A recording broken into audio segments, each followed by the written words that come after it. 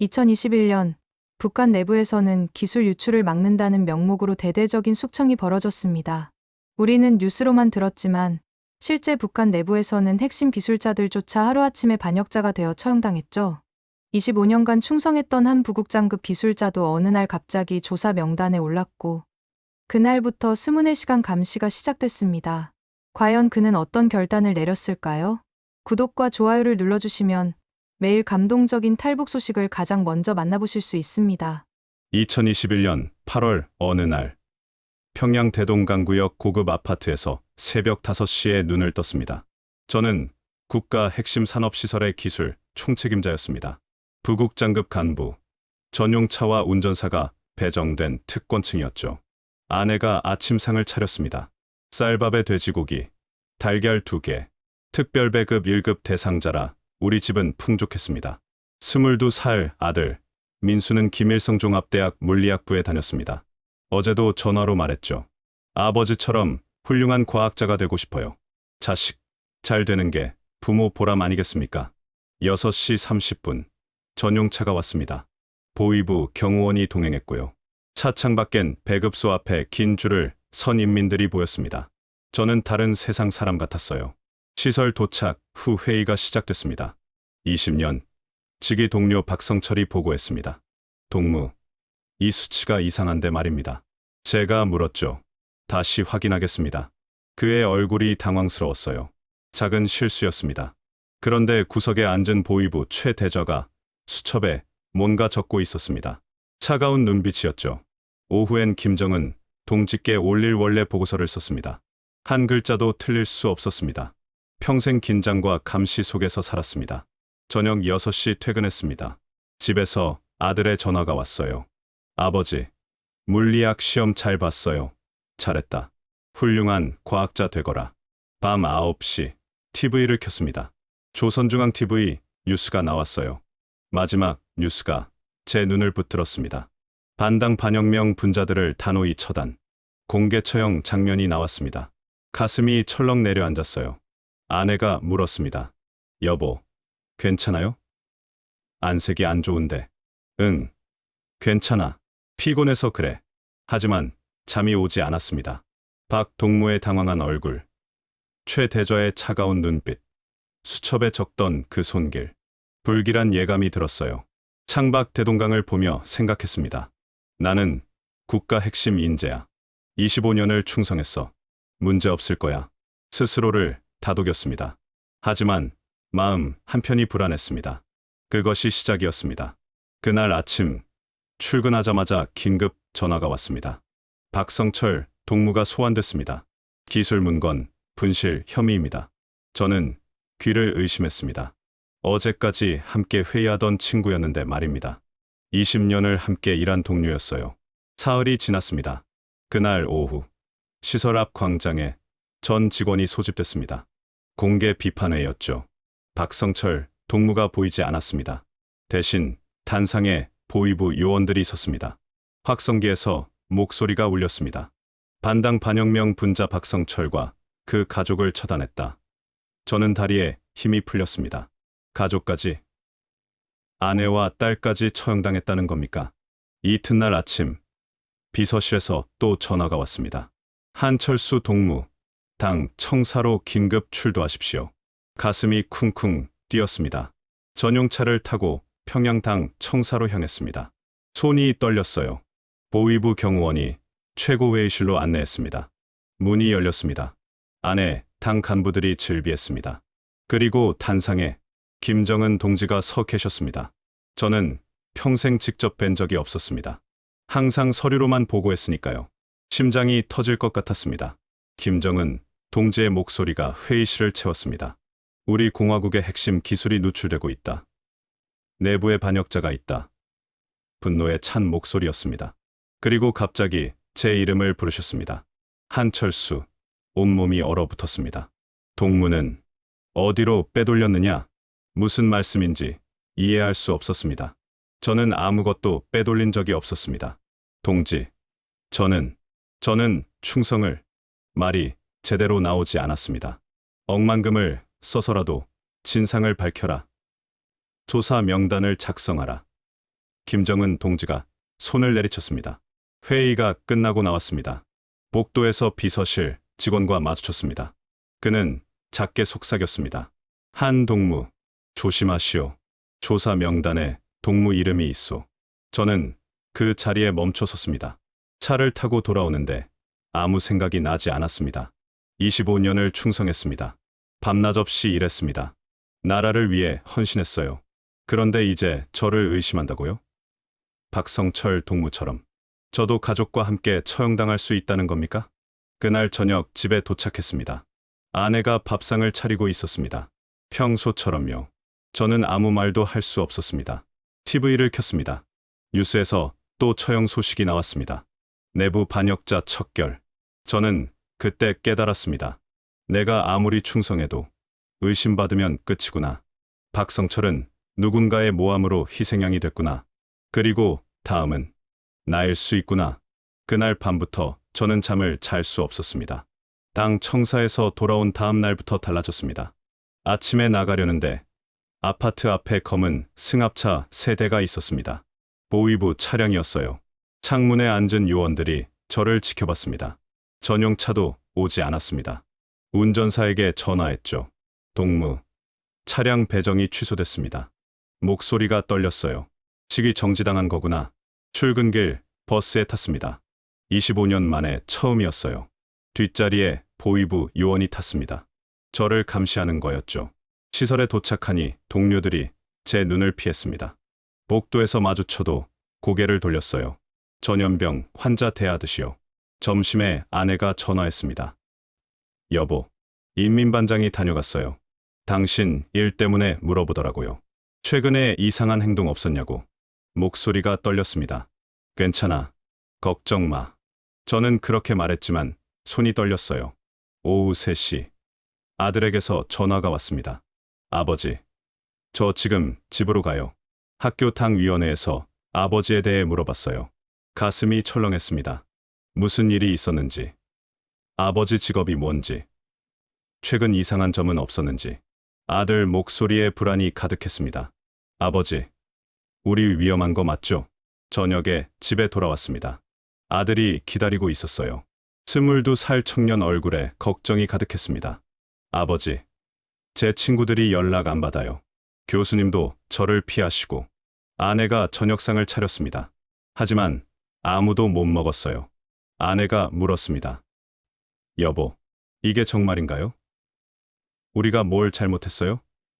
저는 대답할 수 없었습니다. 창밖을 내다봤습니다. 아파트 앞에 보위부 차량이 여전히 있었습니다. 불이 켜져 있었어요. 24시간 감시였습니다. 같은 아파트 간부들도 우리를 냉담하게 대했습니다. 엘리베이터에서 마주쳐도 인사를 안 받았어요. 어제까지 웃으며 이야기하던 사람들이었습니다. 저는 아들과 아내를 봤습니다. 아들은 걱정스러운 눈으로, 아내는 눈물을 참고 있었습니다. 제가 말했습니다. 걱정 마라. 아버지가 반드시 너희를 지킬 거다. 하지만 마음속엔 분노와 절망이 가득했습니다. 25년을 충성했는데 이게 대가란 말인가? 가족까지 위협받아야 하는 건가? 그날 밤 저는 결심했습니다. 더 이상 참을 수 없다고. 뭔가 결단을 내려야 한다고. 사흘째 되던 날, 보위부에서 아내를 소환했습니다. 남편 감시에 협조하라는 거였습니다. 2시간 만에 돌아온 아내는 온몸이 떨렸습니다. 여보, 당신 일거수일투족을 보고하라고 했어요. 안 그러면 우리도. 아내는 울음을 터뜨렸습니다. 그날 저녁, 아들이 학교에서 돌아왔습니다. 얼굴이 창백했어요. 아버지, 학교에서 아버지 비판문을 쓰래요. 안 쓰면 제적이래요. 22살 아들 목소리가 떨렸습니다. 아버지를 반역자라고 써야 한대요. 어떻게 그런 걸 쓸 수 있어요? 저는 아무 말도 못했습니다. 아들이 제 손을 잡았습니다. 아버지, 저 비판문 못 써요. 차라리 우리 나가요. 여기서 이렇게 살 수는 없어요. 저 힘 될게요. 아내가 말렸습니다. 민수야, 어디로 가? 어떻게? 하지만 아들은 고개를 저었습니다. 어머니, 여기 남으면 우리 모두 죽어요. 박성철 아저씨처럼요. 전 대학 안 나와도 돼요. 살아야죠. 그날 밤 가족이 모여 앉았습니다. 창문을 닫고 불을 끄고 속삭였습니다. 저는 말했습니다. 나가려면 위험하다. 국경에서 잡히면 우리 모두 처형당한다. 아내가 눈물을 흘렸습니다. 여보, 그래도 여기 남는 것보다는 나아요. 저는 오랫동안 침묵했습니다. 50년을 살았습니다. 25년을 기술자로 일했습니다. 이 나라를 위해 헌신했어요. 하지만 이제 저는 반역자였습니다. 가족까지 위협받았습니다. 좋다. 나가자. 저는 결심했습니다. 아들이 제 손을 꼭 잡았습니다. 아버지, 전 체력 담당할게요. 제가 어머니 도울게요. 아내도 고개를 끄덕였습니다. 저도 준비하겠어요. 식량 챙길게요. 저는 25년간 쌓은 지식을 떠올렸습니다. 시설 출장 때 본 지형들, 폐쇄된 관로들, 한 곳이 떠올랐습니다. 평양 외곽 폐쇄된 취수관로. 거기로 나가면 강 하류로 이어집니다. 보위부도 모를 거예요. 이튿날부터 준비를 시작했습니다. 아내는 옥수수 가루와 건어물을 조금씩 챙겼습니다. 저는 달러, 천불과 금반지 5개를 준비했습니다. 아들은 밤마다 집 안에서 조용히 운동했어요. 일주일이 지났습니다. 보위부 차량은 여전히 있었습니다. 하지만 우리는 준비됐습니다. 출발 전날 밤, 저는 대동강을 마지막으로 봤습니다. 어린 시절 할아버지와 낚시하던 강. 이제 다시는 못 볼 강이었습니다. 아들이 말했습니다. 아버지, 저 여기서 더 공부하고 싶었는데. 그래도 괜찮아요. 저는 아들을 안았습니다. 미안하다.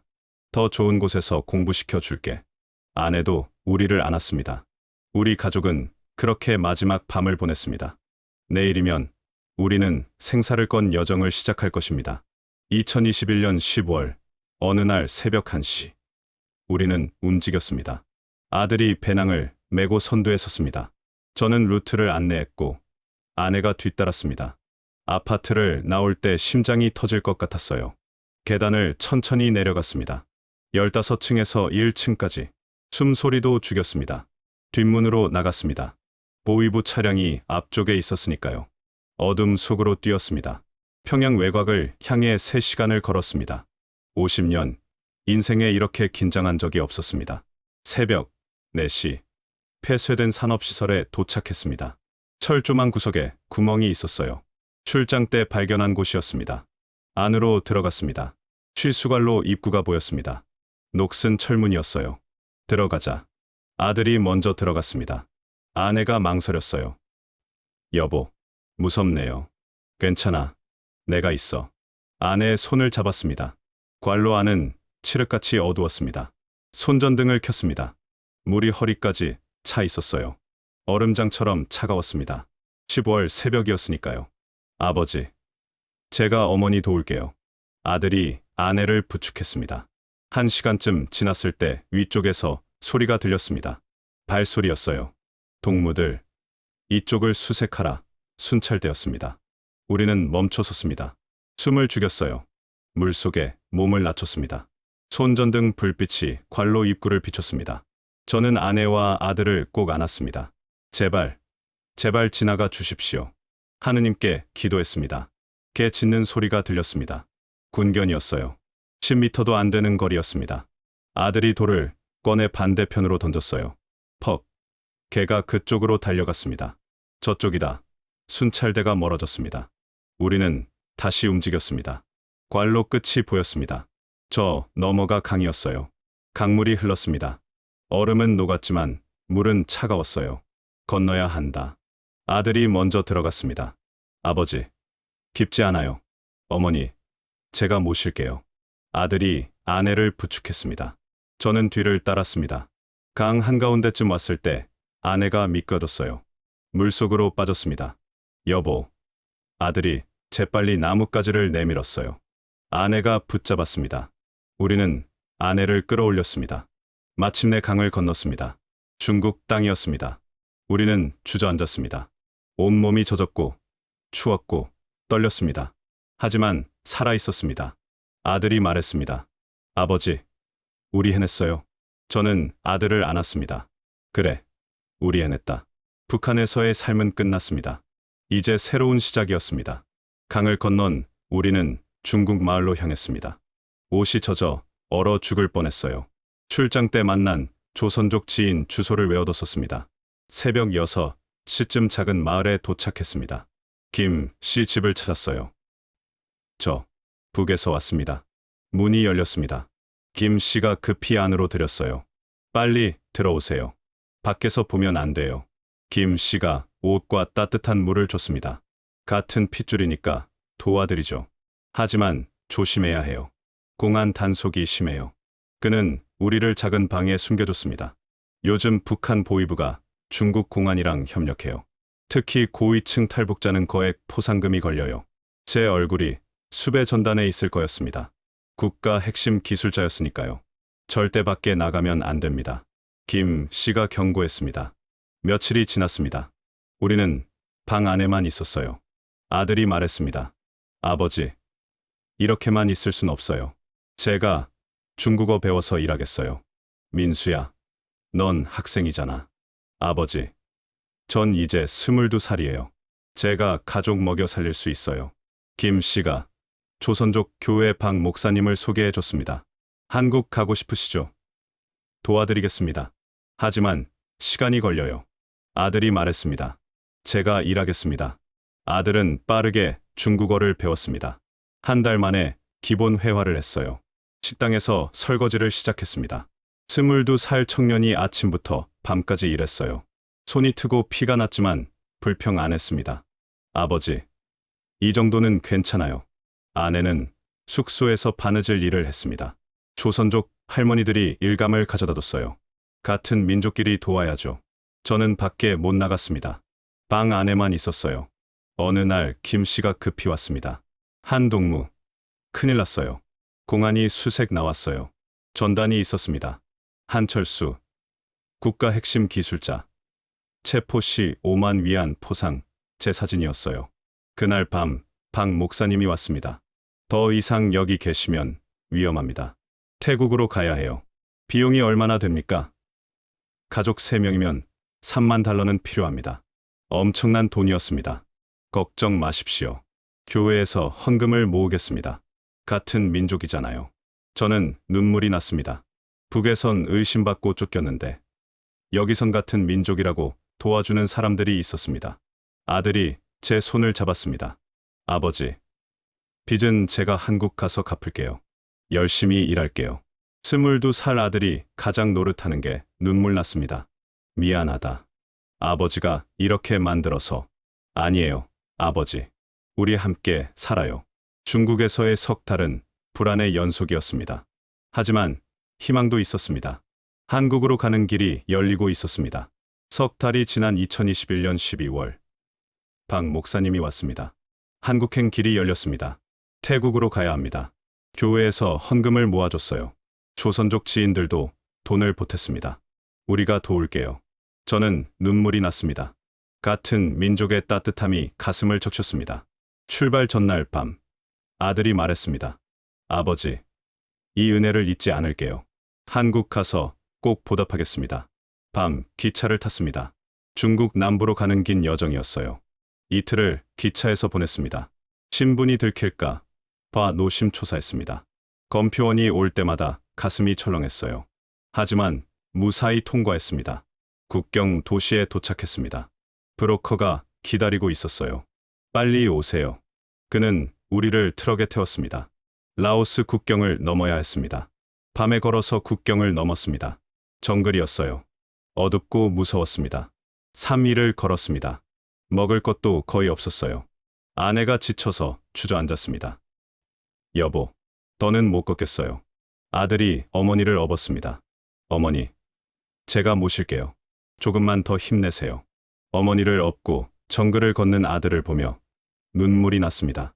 22살에 가족을 지키는 기둥이 됐구나. 사흘 만에 정글을 빠져나왔습니다. 태국 땅이었어요. 브로커가 차를 준비했습니다. 한국 대사관까지 10시간 걸려요. 우리는 차에 올랐습니다. 중간에 태국 경찰 검문이 나왔습니다. 여권 보여주세요. 저는 얼어붙었습니다. 브로커가 경찰과 이야기했습니다. 돈을 건넸어요. 뇌물로 해결했습니다. 마침내 방콕 한국 대사관에 도착했습니다. 그 건물이 보이는 순간 무릎이 꺾였습니다. 여기까지 왔구나. 대사관 문을 열고 들어갔습니다. 영사관 직원분이 나왔습니다. 어서 오십시오. 대한민국이 보호하겠습니다. 그 말에 우리 가족은 서로 껴안고 울었습니다. 아들이 말했습니다. 아버지, 우리 해냈어요. 아내도 울면서 웃었습니다. 여보, 우리 살았어요. 저도 눈물이 멈추지 않았습니다. 영사관 직원분이 물과 음식을 가져다 뒀습니다. 많이 힘드셨죠? 이제 안전합니다. 곧 한국으로 보내드리겠습니다. 천사처럼 보였어요. 같은 민족이라는 게 이렇게 감사할 줄 몰랐습니다. 그날 밤 대사관 숙소에서 잤습니다. 석 달 만에 편히 잔 밤이었어요. 내일이면 비행기로 한국 간다고 했습니다. 꿈만 같았습니다. 평양을 떠난 지 석 달. 지옥 같은 시간이었지만 이제 희망이 보였습니다. 한국, 자유의 땅. 우리가 꿈꾸던 그곳이 눈앞에 있었습니다. 2022년 1월 인천공항에 도착했습니다. 비행기에서 내려 한국 땅을 밟는 순간 저는 무릎을 꿇었습니다. 50년 만에 자유를 얻었습니다. 아들과 아내도 울었어요. 우리 살았어요. 국정원 조사를 받았습니다. 2주가 걸렸어요. 조사관님이 말했습니다. 한 선생님, 당신의 기술 정보는 중요합니다. 하지만 그보다 가족이 무사한 게 더 중요합니다. 그 말에 평생 억눌렀던 감정이 터졌습니다. 북에선 기술자였지만 여기선 한 사람으로 존중받았습니다. 하나원에 들어갔습니다. 처음 경험한 자유들이 신기했어요. 인터넷으로 세계 뉴스를 봤습니다. 24시간 편의점이 있었어요. 밤에도 물건을 살 수 있다니. 마트에 가득한 식품들을 보고 놀랐습니다. 아들이 말했습니다. 아버지, 여기선 제가 원하는 공부할 수 있어요? 그럼 내가 하고 싶은 거 다 해라. 아들은 대학교 편입을 준비했습니다. 장학금도 받았어요. 말투가 달랐습니다. 음식 맛도 달랐어요. 하지만 같은 민족이니까 금방 적응했습니다. 자유가 이렇게 좋은 줄 몰랐어요. 하나원을 나왔습니다. 저는 국책연구기관에서 기술자문위원으로 일하게 됐습니다. 아내는 복지관에서 일했어요. 아들은 대학교에 편입했습니다. 어느 날 저녁, 가족이 모여 밥을 먹었습니다. 평범한 저녁이었어요. 하지만 이 평범함이 얼마나 소중한지 알았습니다. 북에선 늘 감시받았지만 여기선 자유롭게 웃고 이야기할 수 있었어요. 아들이 말했습니다. 아버지, 저 물리학 전공으로 바꿨어요. 아버지처럼 과학자 되고 싶어요. 하지만 자유로운 이곳에서요. 저는 아들을 안았습니다. 잘했다. 내 꿈을 이뤄라. 하지만 마음 한편은 아팠습니다. 북에 둔 동료들이 생각났어요. 대동강변이 그리웠습니다. 통일이 되면 다시 가보고 싶었어요. 어린 시절 할아버지와 낚시하던 그 강을 말입니다. 아내가 말했습니다. 여보, 우리 세대의 통일을 볼 수 있을까요? 모르겠소. 하지만 민수 세대는 통일된 나라에서 살았으면 좋겠소. 같은 민족끼리 총 겨누는 건 너무 아파요. 지금 저는 조용한 동네에서 평범하게 삽니다. 북한에서 국가 핵심 기술자였지만 한국에서는 한 가정의 가장으로 살고 싶습니다. 아들이 꿈 이루는 걸 보고 아내와 산책하고 그렇게 평범하게 살고 싶어요. 자유가 이렇게 소중한 줄 몰랐습니다. 대한민국이 우리 가족을 받아주셔서 감사합니다. 같은 민족이라는 게 이렇게 따뜻할 줄 몰랐어요. 언젠가 통일이 되면 북에 남은 사람들도 이 자유를 누렸으면 좋겠습니다. 그것이 제 소원입니다.